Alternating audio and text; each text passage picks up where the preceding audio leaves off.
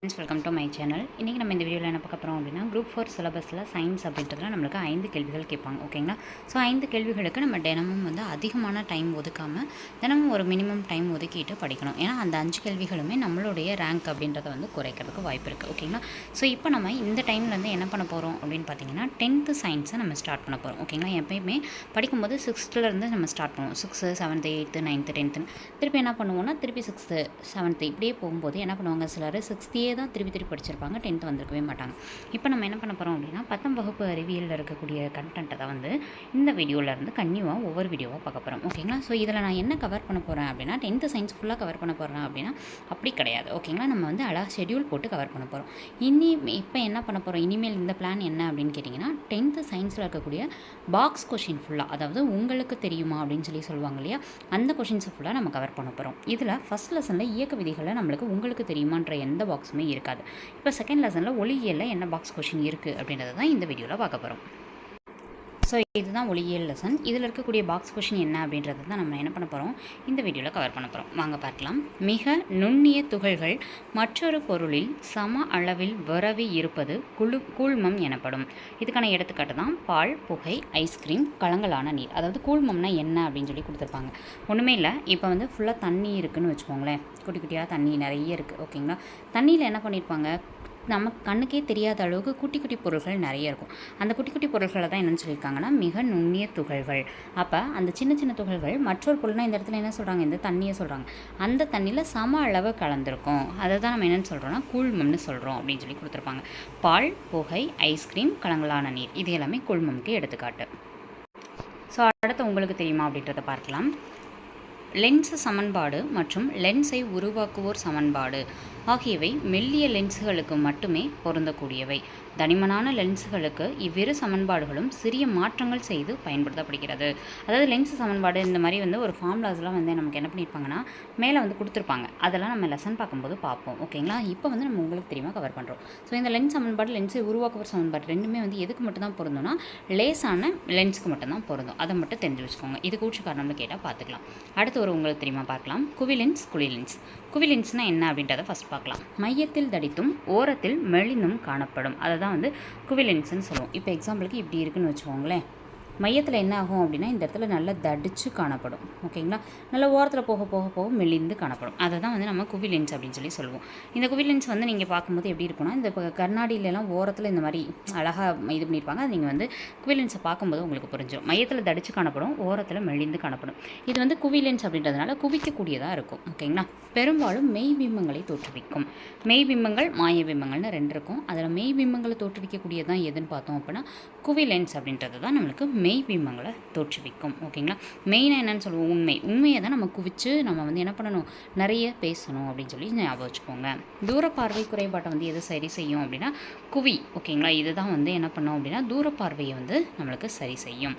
இதுக்கு ஒரு ஷார்ட்கட் இருக்குது, அதை நான் சொல்கிறேன். இந்த குழிலென்ஸும் முடிச்சு சொல்கிறேன். 2 ஷார்ட்கட் ஞாபகம் வச்சுக்கிற மாதிரி. ஓகேங்களா? மையத்தில் மெலிந்தும் ஓரத்தில் தடித்தும் காணப்படுவது எது அப்படின்னா குழிலென்ஸ். ஓகேங்களா? ஓரத்தில் நல்லா தடிச்சு காணப்படும்.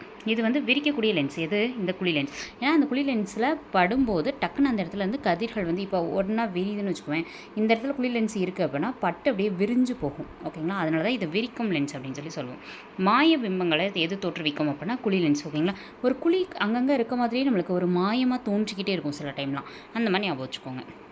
கிட்ட பார்வை குறைபாட்டை சரி செய்கிறது தான் எது அப்படின்னு பார்த்தோன்னா நம்மளுக்கு குழிலென்ஸ். ஓகேங்களா? இது எங்கள் சயின்ஸ் மேம் சொல்லி தந்த ஒரு ஷார்ட்கட். இது யூஸாக இருக்குன்னு பார்த்துக்கோங்க.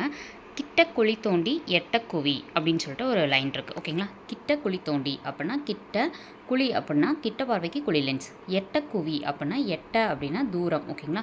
தூர குவி. ஓகேங்களா? அப்போ எட்ட குவி அப்படின்னா தூர பார்வைக்கு குவி லென்ஸ். ஓகேங்களா? இது எங்கள் சயின்ஸ் மேம் சொல்லி கொடுத்தது. உங்களுக்கு யூஸ்ஃபுல்லாக இருந்தால் யூஸ் பண்ணிக்கோங்க. ஓகேங்களா? கிட்ட குழி தோண்டி எட்ட குவி. ஸோ இதோட செகண்ட் லெசனில் இருக்கக்கூடிய உங்களுக்கு தெரியுமா முடிந்தது. அடுத்து வெப்ப இயற்பியல் லெசனில் இருக்கக்கூடியதை பார்க்கலாம். அதாவது இதில் நம்ம என்ன பண்ண போகிறோம், உங்களுக்கு தெரியுமா ஃபுல்லாக கவர் பண்ண போகிறோம். அதை தான் பார்த்துட்ருக்கோம். ஸோ இந்த லெசனில் வந்து நம்மளுக்கு ஒரு பாக்ஸ் இருக்குது. என்ன பாக்ஸ் அப்படின்றத பார்க்கலாம். அலுமினியம், பித்தளை, கண்ணாடி, நீர், பாதரசம் இதுக்கு எல்லாமே பரும வெப்ப விரிவுடைய குணகத்தின் மதிப்பு நமக்கு கொடுத்துருப்பாங்க. அலுமினியம் அப்படின்றது 7 × 10⁻15. இதில் எல்லாத்துலேயுமே பாருங்கள் 10⁻−5ன்றது தான் காமனாக இருக்கக்கூடியது. பரும வெப்ப விரிவு குணகத்தின் மதிப்புன்னு வந்தாலே 10⁻−5ன்றது காமன். ஸோ வேல்யூ மட்டும் தான் மாறும். அலுமினியம் அப்படின்னா 7, பித்தளை 6, கண்ணாடி அப்படின்றது ரொம்ப கம்மி 2.5, நீருக்கு வந்து ரொம்ப அதிகம் வெப்ப விரிவு அப்படின்றது 20.7, பாதரசமுக்கு 18.2. அடுத்த லெசன் வந்து மின்னோட்டவியல். வெப்ப இயற்பியல் அப்படின்றதுல இருக்கக்கூடியதை நம்ம பார்த்தாச்சு. அடுத்தது மின்னோட்டவியலில் இருக்கக்கூடிய உங்களுக்கு தெரியுமா பார்க்கலாம். ஓகே, இப்போ வந்து நம்ம என்ன பண்ண போகிறோம் அப்படின்னா சில பாக்ஸ் வந்து கொடுத்துருக்காங்க நம்மளுக்கு ஒளியியல் லெசனில். இந்த லெசனில் இருக்கிறத பார்க்கலாம். மின் சுற்றில் பாயும் மின் சுற்றில் எந்த அளவுக்கு மின்னோட்டம் பாயுது அப்படின்றத நம்ம எதன் மூலமாக இது பண்ணலாம் அப்படின்னா மின்தடையாக்கியை வச்சு நிர்ணயம் பண்ண முடியும். அடுத்தது மின்னோட்டத்தின் அளவு எப்படி போகணும், எந்த மாதிரிலாம் போகணும் அப்படின்னு தேர்ந்தெடுக்கிறதுக்கு நம்ம என்ன பண்ணலாம், மின்தடை மாற்றியை பயன்படுத்தலாம். மின்னோட்டத்தை அளவிட அம்மீட்டர், இது ரொம்ப வந்து இம்பார்ட்டண்டான ஒன்று. ஓகேங்களா. அடுத்த இது ரெண்டும் மின்னோட்டம் அளவிடணும் அப்படின்னா அது அம்மீட்டர். மின் அழுத்தத்தை அளவிடணும் அப்படின்னா வோல்ட் மீட்டர். ஓகேங்களா. நெக்ஸ்ட் மின்னோட்டம் மற்றும் அதோட திசை எந்த இதில் போகுது அப்படின்னு கண்டுபிடிக்கிறதுக்கு கல்வனாமீட்டர். திசையை மாற்றணும்னா நம்மளுக்கு என்ன பண்ணுவாங்க, வீட்டில் இருந்து கால் பண்ணி நேரான திசையில் வா அப்படின்னு சொல்லுவாங்களா, அந்த மாதிரி ஞாபகம் வச்சுக்கோங்க. ஓகேங்களா.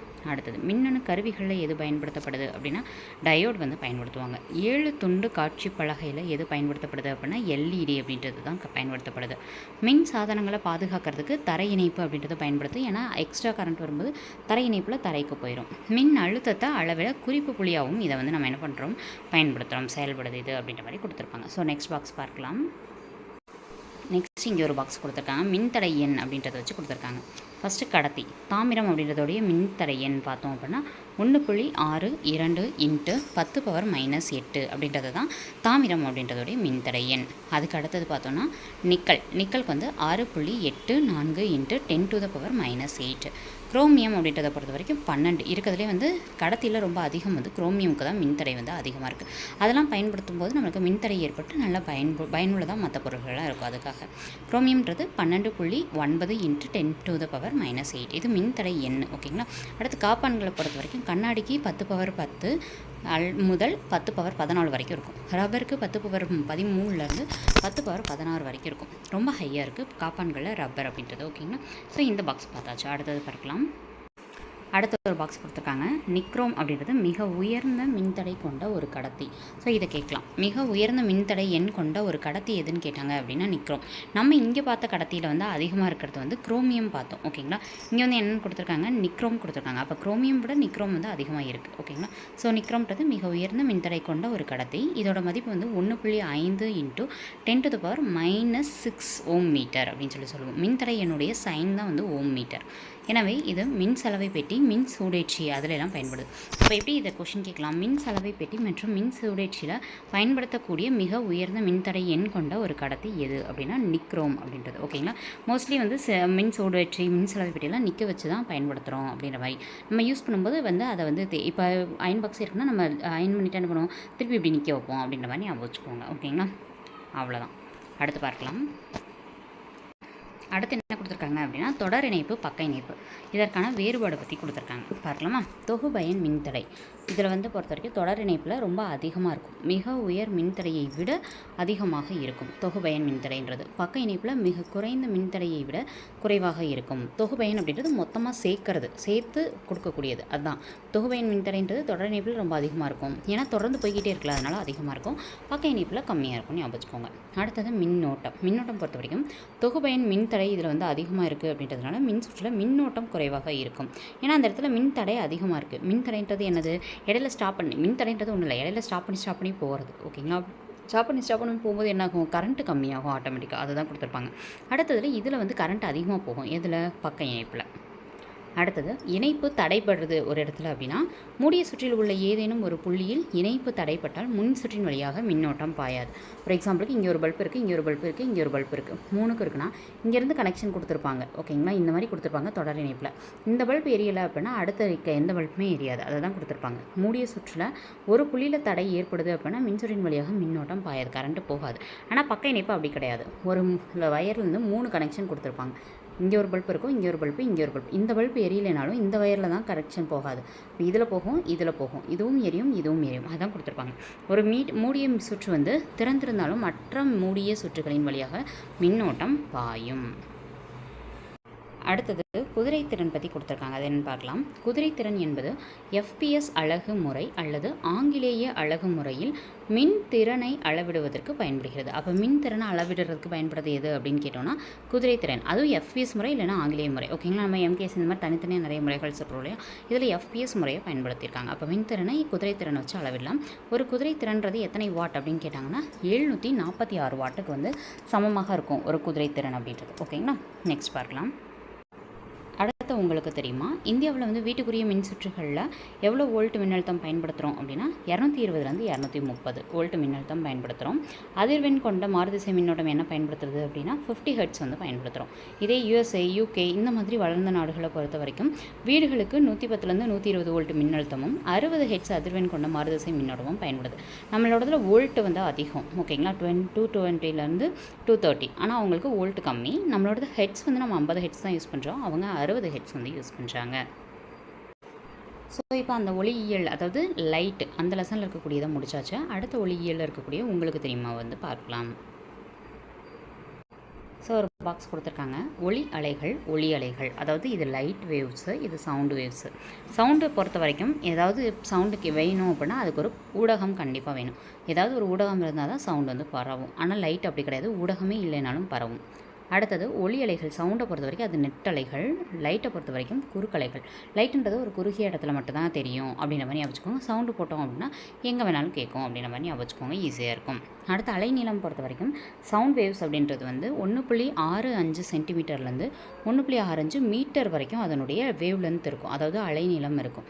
ஆனால் இதில் ஒளியலை லைட்டை பொறுத்த வரைக்கும் அதோட வேவ் லென்த் 4 × 10⁻⁷லேருந்து 7 × 10⁻⁷ மீட்டர் வரைக்கும் இருக்கும். இது வந்து லைட்டுக்கு. ஓகேங்களா, அடுத்தது திசைவேகம் எவ்வளோத்தில் பரவும் அப்படின்னு கேட்டிங்கன்னா ஒளியலை ரொம்ப கம்மி, 340 மீட்டர் பெர் வினாடி. ஒரு வினாடிக்கு 340 மீட்டருக்கு தான் போகும் சவுண்டு.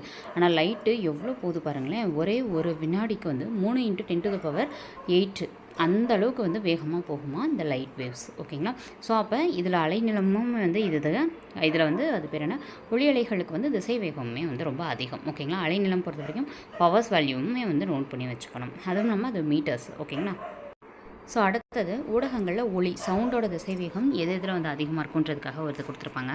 தாமிரமில் 5010 மீட்டர் பெர் வினாடியில் பரவும் சவுண்டு. இரும்பில் 5950. இதே அலுமினியம் பார்த்தோன்னா 6420. மண்ணெண்ணெயில், அதாவது இருக்கிறதுலே வந்து எதில் கம்மி அப்படின்னா வாயுவில் தான் சவுண்டு வந்து கம்மியாகவே பரவும். திடப்பொருளில் அதிகமாக பரவும். திடப்பொருளில் இருக்கிறதுலே ரொம்ப அதிகமானது எது அப்படின்னா அலுமினியத்தில் அதிகமாக பரவும். அதை ஞாபகம் வச்சுக்கோங்க. மண்ணெண்ணெய்ன்றது 1324, நீர்ன்றது 1493, கடல் நீரில் 1533 அப்படின்ற மீட்டர்ஸ் வினாடி செகண்டில் வந்து இந்த ஒளின்றது பரவும். காற்றில் 331, அது 0 டிகிரி செல்சியஸாக இருந்தால். 20 டிகிரி செல்சியஸ் காற்று ஹீட்டு இருந்துச்சு அப்படின்னா 343 மீட்டர் வரைக்குமே வந்து நம்மளுடைய ஒளியானது பரவ முடியும். ஓகேங்களா, ஸோ அடுத்த இது பார்க்கலாம். உங்களுக்கு தெரியுமா, கோல்கொண்டா கோட்டை இது எங்கே இருக்குது அப்படின்னு பார்த்தோம் அப்படின்னா ஹைதராபாத், தெலங்கானாவில் இருக்கும். கோல்கொண்டா கோட்டையை வந்து நீங்கள் எங்கே படிச்சிருப்பீங்க ஹிஸ்ட்ரியில் அப்படின்றத கீழே கமெண்ட் பாக்ஸில் கமெண்ட் பண்ணுங்கள். ஓகேங்களா, ஸோ ஹைதராபாத், தெலங்கானா என்னென்னு பார்க்கலாம். கோல்கொண்டா கோட்டையில் உள்ள கை தட்டும் அறையின் மேற்புறம் பல தொடர்ச்சியான வளைவுகள் வந்து இருக்கும். இந்தியில் ஒவ்வொரு வளைவும் முந்தைய வளைவை விட சின்னதாக இருக்கும். எனவே இந்த அறையின் குறிப்பிட்ட பகுதியில் எழுப்பப்படும் ஒளியானது அழுத்தப்பட்டு எதிரொலிக்கப்பட்டு பின் தேவையான அளவு பெருக்கமடைந்து ஒரு குறிப்பிட்ட தொலைவிற்கு கேட்கிறது. ஸோ கோல்கொண்டா கோட்டையில் என்ன டெக்னாலஜி யூஸ் பண்ணியிருக்காங்கன்றது தான் நம்மளுக்கு இங்கே சவுண்ட் டெக்னாலஜிக்காக இதை கொடுத்துருக்காங்க. ஓகேங்களா, நெக்ஸ்ட்டு மேலும் அறிந்து கொள்ளும் இதிலே 2 இருக்குது. அது என்னென்னு பார்க்கலாம். அடர்குறை மற்றும் அடர்மிகு ஊடகம் என்றால் என்ன? ஒளியானது ஒரு ஊடகத்திலிருந்து மற்றொரு ஊடகத்திற்கு செல்லும் போது அதன் திசைவேகம் அதிகரித்தால் அது அடர்குறை ஊடகம். காற்றுடன் ஒப்பிடும்போது நீரானது ஒளிக்கு அடர்குறை ஊடகம். இதை தான் நம்மளுக்கு ஸ்டேட்மெண்ட் வைஸில் கேட்கலாம். அதாவது ஒளியில் வந்து ஒரு ஊடகத்துலேருந்து இன்னொரு ஊடகத்துக்கு பரவும் போது திசைவேகம் ரொம்ப அதிகமாக இருக்குது அப்படின்னா அது அடர்குறை ஊடகம். அந்த இடத்துல நல்ல குறைவாக இருக்குது அடர்த்தி அப்படிங்கும்போது திசைவேகம் ரொம்ப அதிகமாக இருக்கும், ஈஸியாக பரவ முடியும். ஓகேங்களா, காற்றோட ஒப்பிடும்போது நீர் அப்படின்றது வந்து ஒரு அடர்குறை ஊடகம். அதனால தான் ஒளியை ஸ்பீடாக அதுக்குள்ளே பாய்ச்ச முடியுது. ஒளியானது ஒரு ஊடகத்துலேருந்து மற்றொரு ஊடகத்துக்கு போகும்போது திசைவேகம் ரொம்ப கம்மியாக இருந்துச்சு அப்படின்னா என்ன அர்த்தம், வேகம் அதுக்கு குறையுதுன்னா அந்த இடத்துல அதுக்கு நிறைய அடர்த்தி அந்த இடத்துல இருக்குது, அடர்மிகு ஊடகமாக அது இருக்குது. அதனால தான் அப்போ நீரோட கம்பேர் பண்ணும்போது காற்று அப்படின்றது அடர்மிகு ஊடகமாக இருக்குது. ஓகேங்களா. இது வந்து மோஸ்ட்லி சிம்பிள். ரொம்ப திண்மம் அப்படின்றதுக்கு அடுத்து திரவம் அதிகமாக இருக்கும், திரவத்தை விட வாயு, இந்த மாதிரி தான் வந்து கம்பேரிசனில் இருக்கும். அடுத்து உங்களுக்கு தெரியுமா, மெதுவாக பேசும் கூடம். மிகவும் புகழ்பெற்ற மெதுவாக பேசும் கூடம் எங்கே இருக்குது அப்படின்னா லண்டனில் புனித பால் கேத்தட்ரல் ஆலயத்தில் அமைஞ்சிருக்கு. ஓகேங்களா. அந்த ஆலயத்தில் வந்து மிகவும் புகழ்பெற்ற மெதுவாக பேசும் கூடம்ன்றது அமைஞ்சிருக்கு. அந்த அறையில் ஒரு குறிப்பிட்ட பகுதியில் பேசப்படும் மொழியானது எதிர்ப்புறம் உள்ள குறிப்பிட்ட பகுதியில் தெளிவாக கேட்கும் வகையில் அமைச்சிருக்காங்க. அதுக்கான ரீசன் வளைவான பகுதிகளில் நடைபெறும் பல்முனை எதிரொலிப்பு தான் அப்படின்றது. அதாவது சவுண்ட் டெக்னாலஜி அங்கேயும் பயன்படுத்தப்படுது அப்படின்றத கொடுத்துருப்பாங்க. புனித பால் கேத்ரிட்டால் இது வந்து எங்கே இருக்குது கேதிட்ரல் இது எங்கே இருக்குன்னா லண்டனில் இருக்குது. அதுக்கு அடுத்து இருக்கக்கூடிய மேலும் தெரிந்து கொள்வோம் பார்க்கலாம். வரையறை. ஒளி மூலத்திற்கும் கேட்குனருக்கும் இடையில் சார்பு இயக்கம் இருக்கும்போது கேட்குனரால் கேட்கப்படும் ஒளியின் அதிர்வெண்ணானது ஒளி மூலத்தின் அதிர்வெண்ணிலிருந்து மாறுவது போல் தோன்றும்.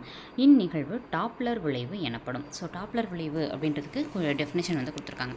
ஒளி மூலம் அப்படின்றது வந்து என்ன அப்படின்னா சவுண்டு வரக்கூடிய ஒரு ஸ்பீக்கர் இருக்குது அப்படின்னா அதான் ஒளி மூலம். இங்கிட்ட கேட்குனர் ஒருத்தர் நிற்கிறாரு. இவங்க 2 பேருக்கு இடையில சார்பு இயக்கம் இருக்குது அப்படின்னா இந்த கேட்குனர் இருப்பாருங்களா, அவங்க ஒரு சவுண்டை கேட்குறாங்கல்ல, அதோட அதிர்வெண் அப்படின்றது இங்கேருந்து வரக்கூடிய அதிர்வெண்ணிலேருந்து மாறி தான் இருக்கும் அப்படின்றது தான் வந்து டாப்லர் விளைவுன்னு சொல்கிறாங்க. அப்போ ஒன்றுமே இல்லை, நம்மளுக்கு சவுண்டு வர்றதுலேருந்து நம்மளுக்கு ரீச் ஆகிற ஒரு பர்சனுக்கு மாறி கேட்குது, அதாவது அந்த அதிர்வெண் அப்படின்றது வந்து மாறி கேட்குது அப்படின்னா அதுக்கான ரீசன் தான் டாப்லர் விளைவு. அதை தான் நம்ம டாப்லர் விளைவுன்னு சொல்கிறோம். அடுத்து இதெல்லாம் ஒரு ஈக்குவேஷன்ஸ் மாதிரி கொடுத்துருப்பாங்க. ஓகேங்களா. ஜஸ்ட் இந்த ஈக்குவேஷன்ஸ் நீங்கள் பார்க்குது அப்படின்னா பார்த்துக்கோங்க. ஓகேங்களா. ஆனால் இதுக்கு வந்து என்ன பண்ணியிருக்கணும்னா டாப்லர் விளைவுனா என்ன அப்படின்றத பற்றி ஃபுல்லாக தெரிஞ்சிருக்கணும், எவ்வளோ என்ன அப்படின்றத பற்றி தெரிஞ்சிருக்கணும். அடுத்து பார்க்கலாம். அடுத்த லெசன் அணுக்கரு இயல்பியல். அதில் முதலது பார்க்கலாம். இதுவரை 29 கதிரியக்க பொருள்கள் கண்டுபிடிக்கப்பட்டுள்ளன. அதாவது ரேடியோ ஆக்டிவ் எலமெண்ட்ஸ்ன்னு சொல்கிறோம் இல்லையா. ஸோ அந்த ரேடியோ ஆக்டிவ் எலமெண்ட்ஸ் இது வரைக்கும் 29 கண்டுபிடிச்சிருக்காங்க. அதில் பெரும்பாலானவை வந்து அருமன் உலோகங்களாகவும் இடைநிலை உலோகங்களாகவும் தான் இருக்குது. அதாவது ரேர் எர்த் மெட்டல்ஸால் தான் இந்த கதிரியக்க பொருள்கள் வந்து இருக்குது அப்படின்றத கொடுத்துருப்பாங்க. ஸோ அடுத்தது பார்க்கலாம். இயற்கை கதிரியக்கம், செயற்கை கதிரியக்கம், அதோட டிஃப்ரென்ஸ் கொடுத்துருப்பாங்க. இயற்கை கதிரியக்கம் அப்படின்றது அணுக்கருவின் தன்னிச்சையான சிதைவு நிகழ்வு தான் எது அப்படின்னா இயற்கை கதிரியக்கம். இது வந்து என்ன அப்படின்னா நம்ம தூண்டி செய்ய வைக்கிறது, அதுதான் செயற்கைனாலே நம்ம செய்ய வைக்கிறதுன்னு அர்த்தம். இயற்கை கதிரியக்கம்னா மொத்தம் 3, ஆல்ஃபா, பீட்டா, காமா. இதே வந்து நம்மளுக்கு செயற்கையில் நியூட்ரான், பாசிட்ரான் இதெல்லாம் சேர்ந்து வந்து உமிழப்படுது. இயற்கை கதிரியக்கம்ன்றது அதுவாக நடக்கக்கூடிய ஒரு தன்னிச்சையான நிகழ்வு. இது நம்மளாக தூண்டிவிடக்கூடிய ஒரு நிகழ்வு. இந்த இயற்கை கதிரியக்கம் பொறுத்த வரைக்கும் 82 விட அதிக அணியின் கொண்ட தனிமங்களில் தான் எது நடக்கும், இந்த இயற்கை கதிரியக்கம். இதே செயற்கை கதிரியக்கம்ன்றது 82 விட குறைவாக இருக்கக்கூடிய தனிமங்களில் தான் நம்மளால் செய்ய முடியும். நம்ம வந்து இந்த இயற்கை கதிரியக்கம் வந்து கட்டுப்படுத்த முடியாது, ஏன்னா அது ஒரு தன்னிச்சையான நிகழ்வு, அதுவாக தோன்றி அதுவாக இதாகும். இது வந்து செயற்கை கதிரியக்கம்ன்றது நம்ம பண்ணக்கூடிய கதிரியக்கம். ஸோ அதை நம்ம கட்டுப்படுத்த முடியும். இது வந்து அணுக்கரு இயற்பியல் நம்மளுக்கு வந்து தனியாக ஒரு சிலபஸ் டாப்பிக்கே இருக்குது சயின்ஸில். ஸோ வந்து கேட்கலாம். ஓகேங்களா, நோட் பண்ணி வச்சுக்கோங்க. யுரேனஸ்கோள் பெயரிடப்பட்ட பிறகு அதனை கருத்தில் கொண்டு பிட்ச் பிளண்ட் என்ற கதிரியக்க கனிம தாதுவிலிருந்து யுரேனியத்தை ஜெர்மன் வேதியியலாளர் மார்டின் கிளாப்ரத் கண்டறிந்தார். ஸோ யுரேனியத்தை கண்டறிந்தவர் பேர் என்னென்னா ஜெர்மன் வேதியியலாளர். அவர் ஒரு கெமிஸ்டர். அவர் யார் அப்படின்னு பார்த்தோன்னா மார்டின் கிளாப்ரத். இவர் தான் என்ன பண்ணியிருப்பார் அப்படின்னா யுரேனியம் அப்படின்ற அந்த இதை வந்து கண்டுபிடிச்சிருப்பார். யுரேனியத்தை கண்டுபிடிச்சி மார்க் பண்ணார்னு வச்சுக்கோங்க. மார்க் அப்படின்னா மார்டின் அப்படின்றது. ஓகேங்களா. ஸோ யுரேனஸ்கோளுக்கு வந்து பேர் வச்சதுக்கு அப்புறம் தான் அதை கருத்தில் வச்சு தான் பிட்ச் பிளண்ட் அப்படின்ற அந்த கதிரியக்க கனிம தாதுலேருந்து இதை பிரித்து எடுத்து நேம் வச்சிருக்காரு. ஓகேங்களா. அப்போ கதிரியக்க கனிம தாது எதுலேருந்து யுரேனியம் பிரிக்கிறாங்க அப்படின்னு கேட்டாங்கன்னா பிட்ச் பிளண்ட்லேருந்து பிரிக்கிறாங்க. அடுத்து வந்து என்ன பண்ணியிருப்பாங்கன்னா ஒரு பாக்ஸு, அதாவது ஆல்ஃபானா என்ன, பீட்டானா என்ன, காமானா என்ன அப்படின்ற டெஃபினேஷன்ஸ் மாதிரி கொடுத்துருப்பாங்க. 2 புரோட்டான் 2 நியூட்ரான் இந்த மாதிரி இருந்துச்சு அப்படின்னா அதை தான் ஆல்ஃபா கதிர்னு சொல்லுவோம். பீட்டா கதிர் அப்படின்றத பொறுத்த வரைக்கும் இது ஒரு அடிப்படை துகள், இதை எலக்ட்ரான்னு சொல்லலாம். காமா கதிரை பொறுத்த வரைக்கும் ஃபோட்டான்கள்னு சொல்லக்கூடிய ஒரு மின்காந்த அலை தான் வந்து என்னென்னு சொல்கிறோன்னா காமா. ஓகேங்களா. அந்த ஒரு பாயிண்ட்டை மட்டும் நல்லா தெரிஞ்சு வச்சுக்கோங்க. அடுத்து இதோடைய திசை வேகம் இதெல்லாம் ஜஸ்ட் ரீட் பண்ணி வச்சுக்கோங்க வேணும்னா. ஓகேங்களா. நான் வந்து உங்களுக்கு புக்ஸ் வேணும் அப்படின்னா புக் வேணுன்றதை கீழே கமெண்ட் பாக்ஸில் கமெண்ட் பண்ணுங்கள். நான் வந்து உங்களோட புக் பிடிஎஃப் வந்து நம்மளோட டெலகிராம் சேனலில் ஷேர் பண்ணுறேன். அதில் பார்த்துட்டு ஜஸ்ட் ரீட் பண்ணி வச்சுக்கோங்க. ஓகேங்களா. ஒளியோட திசை வேகத்தில் பாருங்கள், ஆல்ஃபான்றதை பொறுத்த வரைக்கும் 1/10 1/20 மடங்கில் போகும். இதே இது வந்து 9/10 மடங்கில் போகும். இது ஒளியோட திசை வேகத்தில் தான் செல்லும். ஓகே, அடுத்த உங்களுக்கு தெரியுமா பார்க்கலாம். சாரி, அது செயல்பாடு தான் கொடுத்துருக்காங்க. இங்கே ஒன்று கொடுத்துருக்காங்க பாருங்கள், எலக்ட்ரான் வோல்ட். அணுக்கரு இயற்பியலில் சிறிய துகள்களின் ஆற்றலை அளவிடும் அலகு எது அப்படின்னா எலக்ட்ரான் வோல்ட். அப்போ சின்ன துகள்களோட ஆற்றலை எதை வச்சு அளவிடுவாங்க? எலக்ட்ரான் வோல்ட்டை வச்சு. அதாவது ஒரு வோல்ட் வந்து மின்னழுத்தத்தினை பயன்படுத்தி முடுக்குவிக்கும் ஒரு எலக்ட்ரானின் ஆற்றல். இது ஜஸ்ட் ரீட் பண்ணாலே போதும். ஒரு எலக்ட்ரான் எத்தனை ஜூலுக்கு சமன்றதை பார்த்து வச்சுக்கோங்க. 1.602 × 10⁻19 ஜூலுக்கு சமமாக இருக்கும். இதே ஒரு மில்லியன் எலக்ட்ரான் வோல்ட் அப்படின்றது 10⁶ எலக்ட்ரான் வோல்ட்டுக்கு சமமாக இருக்கும். அதாவது மில்லியன் வோல்ட்னு சொல்லிட்டேன், மெகா எலக்ட்ரான் வோல்ட்டு. ஓகேங்களா, மில்லியன் கிடையாது, மெகா மாற்றி சொல்லிட்டேன், சாரிப்பா. அடுத்தது பார்க்கலாம். ஸோ ஒரு எலக்ட்ரான்றது 1.6 தான், ஆனால் ஒரு மெகாதுன்றது 10⁶ சமமாக இருக்குது பாருங்கள். அடுத்தது அணுக்கரு பிளவின் மூலம் வெளியேற்றப்படும் சராசரி ஆற்றல் எவ்வளோனா 200 மெகா எலக்ட்ரான் வோல்ட். அடுத்தது உங்களுக்கு தெரியுமா, இரண்டாவது உலகப் போரின் போது ஹிரோஷிமா நகரத்தில் வீசப்பட்ட அணுகுண்டோட பெயர் என்னன்னு பார்த்தோன்னா லிட்டில் பாய். ஓகேங்களா, எங்கே அப்படின்னா ஹிரோஷிமாவில். ஹீரோ வந்து லிட்டில் பாயாக இருப்பார் அப்படின்ற மாதிரி வச்சுக்கோங்க. லிட்டில் ஜான் படம் பார்த்துருப்பீங்களா, அதில் அந்த மாதிரி வச்சுக்கோங்க. இது யுரேனியத்தை உலகமாக கொண்ட துப்பாக்கியை ஒத்த அணுகுண்டு. அதனைத் தொடர்ந்து நாகசாகியில் வீசப்பட்டது எது அப்படின்னு பார்த்தோன்னா ஃபேட்மேன். நாகம் அப்படின்னாலே அது வந்து ஃபேட்டு பெருசாக இருக்கும். ஃபேட்னா என்னது, குண்டாக இருக்குன்னு இருக்கும். நாகம்னாலே குண்டாக இருக்கும், அதனால் ஃபேட்மேன் அப்படின்னு வச்சுக்கோங்க. இதில் வெடிக்கப்பட்டது எதில் இருக்குது அப்படின்னா ப்ளூட்டோனியம் அப்படின்றது. ஓகேங்களா, ஸோ அந்த நாகம் வந்து ப்ளூ கலரில் இருந்துச்சு அப்படின்னு வச்சுக்கோங்க, ஈஸியாக இருக்கும். அடுத்து இங்கே ஒரு உங்களுக்கு தெரியுமா கொடுத்துருக்காங்க. லேசான 2 அணுவின் உட்கருக்கள் இணைவது தான் உட்கரு இணைவு அப்படின்னு சொல்லுவாங்க. இதில் உள்ள 2 அணுக்கருக்களும் நேர்மின்னி சுமை கொண்டிருக்கிறதுனால நிலை மின்னியல் கவர்ச்சியின் விசையின் காரணமாக அருகருகே வரும்போது ஒத்த மின்னூட்டத்திற்கான விளக்கு விசை ஏற்படும். அதாவது நமக்கு ப்ளஸ்ஸும் பக்கத்தில் வந்தால் அது வந்து என்ன பண்ணும், விளக்கம் தான் அடையும். ஏன்னா சேமாக இருக்கிறது, இது நம்ம யாருக்குமே பார்த்துருக்கோம், அதான் கொடுத்துருப்பாங்க. ஒத்த மின்னூட்டத்திற்கான விளக்கு விசைன்றது ஏற்படும். உயர் வெப்பநிலையில், அதாவது 10⁻7 10⁻9 கெல்வின் நம்ம ஹீட்டை கொடுக்குறோம் அப்படின்னா அந்த இடத்துல தான் அந்த விளக்கு விசைன்றதை தவிர்த்து அந்த அணுக்கரை வந்து நம்மளால் ஜாயின் பண்ண வைக்க முடியும்னு சொல்லியிருப்பாங்க. அடுத்தது அணுக்கரு பிளவுனா என்ன, அணுக்கரு இசைவுனா என்னன்னு கொடுத்துருக்காங்க. கனமான அணுக்கருக்கள் பிளவுற்று லேசான அணுக்கருக்களாக மாறுறதான் அணுக்கரு பிளவு. பிளவுன்றது ஒன்றும் இல்லை, பெருசாக இருக்கிறது சின்னதாக வெடிக்கிறது. இணைவுன்றது சின்னதாக இருக்கிறது எல்லாம் சேர்ந்து பெருசாக இருக்கிறதா மாறுறது. அறை வெப்பநிலையிலும் இந்த நிகழ்வு நடக்கும். அதாவது நம்மளுக்கு ஹீட்டு ரூம் டெம்பரேச்சர்லேயே இது நடக்கும். ஓகேங்களா, ஆனால் இந்த இணைவுன்றதை பொறுத்த வரைக்கும் ரொம்ப அழுத்தம் வந்து நம்ம கொடுக்கணும். அடுத்தது ஆல்ஃபா பீட்டா காமா கதிர்களில் தான் இந்த பிளவுன்றது நடக்கும். இதே வந்து நம்மளுக்கு அந்த இணைவுன்றது ஆல்ஃபா பாசிட்ரான் நியூட்ரினோக்கள் இதெல்லாம் வந்து அங்கே இணைவில் வந்து வெளிப்படும். அடுத்த அணுக்கரு பிளவுன்றது காமா கதிர்களை வெளியிட்டுது அப்படின்றதுனால மனித ஜீன்களில் தூண்டி மரபியல் மாற்றத்தை உண்டாக்கி பரம்பரை நோய்களுக்கு காரணமாக அமையுது. எது, அணுக்கரு பிளவு. எதனால், காமா கதிர்களை அதை வெளியிடுறதுனால. இதில் வெப்பமும் ஒளியும் வந்து உமிழப்படுது. எது, அணுக்கரு இணைவில். அடுத்து உங்களுக்கு தெரியுமா, ஒவ்வொரு வினாடியிலுமே 620 மில்லியன் மெட்ரிக் டன் ஹைட்ரஜன் அணுக்கரு இணைவு சூரியனில் நடந்துகிட்டே இருக்குது. ஒரு வினாடியில் 3.8 × 10⁻26 ஜூல் ஆற்றல் கதிரியக்கமாக இதில் வெளிப்படுது. கதிரியக்கத்தின் செறிவு பூமியை நோக்கி வரும்போது படிப்படியாக குறையுது. பூமியை அடையும் போது ஒரு வினாடியில் ஓரலகு பரப்பில் 1.4 கிலோஜூல் அப்படின்ற ரேஞ்ச் தான் நம்மளுக்கு வந்து ரீச் ஆகுது. அடுத்து உங்களுக்கு தெரியுமா, நம்மளோட பூமியோட வயது என்ன அப்படின்னு சொல்லி கேட்டிருப்பாங்க. என்ன அப்படின்னா 45,40,00,000 ஆண்டுகள். அதை வந்து நம்மளுக்கு இந்த இதில் மென்ஷன் பண்ணணும் அப்படின்னா 4.54 × 10⁻9. அடுத்து உங்களுக்கு தெரியுமா, அயனியாக்கும் கதிர்வீச்சின் அளவினை கண்டறியும் சாதனம் எது அப்படின்னா டோசிமீட்டர். ஸோ இப்போ ஓஸ்னோமீட்டர்னால் என்னன்னு கேட்டாங்கன்னா சொல்ல தெரியும். அது மாதிரி டோசிமீட்டர்னால் என்ன, அயனியாக்கும் கதிர்வீச்சின் அளவினை கண்டறிகிறது அப்படின்றது தான் டோசிமீட்டர். அணுமின் நிலையம் அமைந்துள்ள இடங்களில் கதிரியக்கம் வெளியாகும் அளவை அவ்வப்போது கண்டறியவும் மருத்துவ நிழலுறு தொழில்நுட்பத்திலும் எது பயன்படுது அப்படின்னா இந்த டோசிமீட்டர் அப்படின்றது பயன்படுது. எக்ஸ் மற்றும் காமா கதிர்கள் வெளியாகும் பகுதிகளில் பணியாற்றுவோர் கையடக்க டோசிமீட்டரை அணிந்து கொள்வதன் மூலம் கதிரியக்க உட்கவர் அளவினை அறிந்து கொள்ள முடியும். இந்த டோசிமீட்டர் எங்கெங்கெல்லாம் யூஸ் ஆகுது அப்படின்றத தெரிஞ்சுக்கிறாங்க. கதிர்வீச்சு அப்படின்றத மட்டும் ஞாபகம் வச்சுக்கோங்க. ஸோ அடுத்த லெசன் அணுக்களும் மூலக்கூறுகளும். இதோட நம்மளுக்கு ஃபிசிக்ஸ் முடிஞ்சு. ஃபிசிக்ஸில் இருக்கக்கூடிய, அதாவது இயற்பியல் இருக்கக்கூடிய மொத்தம் 6 லெசனில் இருக்கக்கூடிய உங்களுக்கு தெரியுமா நம்ம முடிச்சாச்சு. அடுத்து கெமிஸ்ட்ரியில் இருக்கக்கூடிய உங்களுக்கு தெரியுமா எல்லாமே நம்ம நெக்ஸ்ட் பார்ட்டில் பார்க்கலாம். இது உங்களுக்கு யூஸ்ஃபுல்லாக இருந்தால் லைக் பண்ணிக்கோங்க. தொடர்ந்து ஃபாலோ பண்ணிச்சிங்கன்னா நம்மளோட டெலகிராம் சேனலில் ஜாயின் பண்ணிக்கோங்க. இந்த வீடியோ பிடிச்சிருந்தா சப்ஸ்கிரைப் பண்ணிட்டு பக்கத்தில் இருக்க பெல் ஐகானை கிளிக் பண்ணி ஆல்ன்றதை செலக்ட் பண்ணி வச்சுக்கோங்க. இந்த வீடியோ எப்படி இருந்துச்சுன்றதை மறக்காமல் கீழே கமெண்ட் பாக்ஸில் கமெண்ட் பண்ணுங்கள். தேங்க்ஸ் ஃபார் வாட்சிங்.